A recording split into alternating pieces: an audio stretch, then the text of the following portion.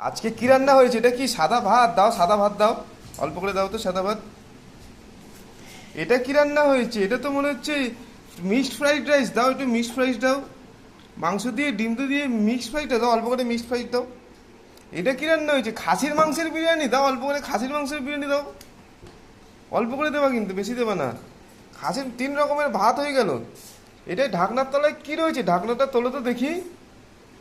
আরে লাল লাল করে মুরগির মাংসের ঝোল। এটা কি মুরগির ঠ্যাং? দাও মুরগির ঠ্যাং দাও। আলু দাও,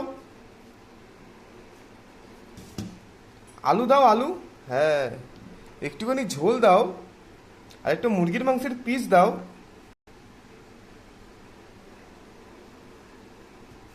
আর একটু ঝোল দাও, তেল তেল ঝোল দাও। আজকে তো খুব ভালো অনেক ধরনের রান্না হয়েছে, রকমারি খাবার কিন্তু আজকে রান্না হয়েছে, তবে মাংসটা বেস্ট।